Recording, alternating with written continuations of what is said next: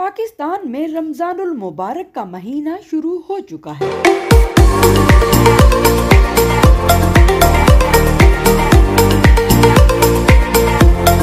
इस मौका पर सहरी और अफ्तारी का रवायती एहतमाम पाकिस्तानी मुआशरे का हिस्सा है।